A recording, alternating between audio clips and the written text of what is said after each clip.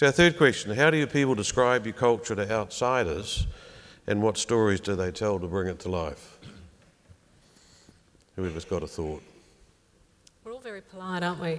Yeah, just go for it.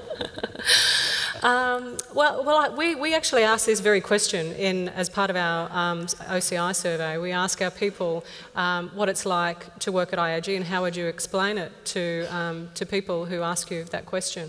And the themes that come back for us are that it's a very supportive and caring organisation that actually people want to be part of.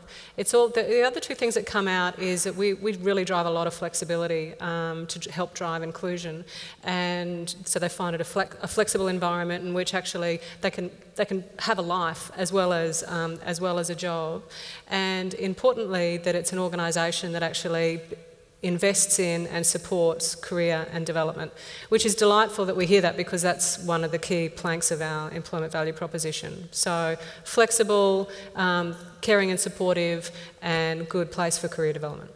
Thank you. Yeah, I think as you saw in the video, there's all sorts of ways that people describe SportsBet. I mean, the common themes would be around fun, around working in cutting-edge technology or cutting-edge work methods, the sense of collaboration and teamwork. I recently had a senior guy join us from Westpac, and he said he'd never seen an organisation so aligned in his life. He said, you guys talked about culture in the interview, I didn't get it, but I've now lived it and seen it, and the level of alignment and the common direction towards shared goals, he said, was something he'd never ever seen before. Yep, right. Yeah, we, similar to what Leona says, we talk to our people and ask them what do you like about working at KFC, and universally the same word comes through, it's a people culture.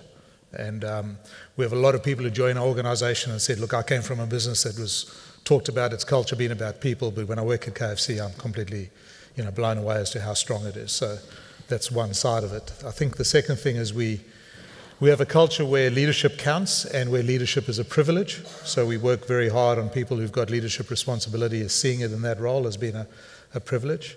And then I think it's also a culture where, particularly in our organisation, every job is important.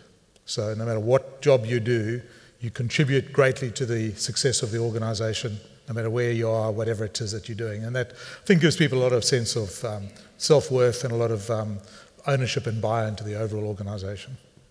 Thank you. Rob? Instead of answering the question, I'm just going to comment on the answers that have already been given. I want to encourage you to keep talking about those kinds of things and tell stories about what exemplifies the cultural change. When I was writing Leadership Impact, I wanted to shorten up the inventory because my surveys are always too long. Among other things, I was going to delete the referring leadership strategy where you're telling stories either positively or negatively. But what I found was that particular leadership behavior, storytelling, referring to others in a positive way, had really one of the greatest impacts on the constructive styles and really brought out those styles in others. So keep it up and encourage your other leaders to talk about what's going on, talk about how people are exemplifying the culture you're working toward.